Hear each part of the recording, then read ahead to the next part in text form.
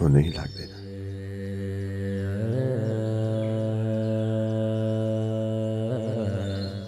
तपाईले डायल गर्नुभएको नम्बर अहिले व्यस्त छ। केही समयपछि पुनः डायल गर्नुहोला। The subscriber is busy.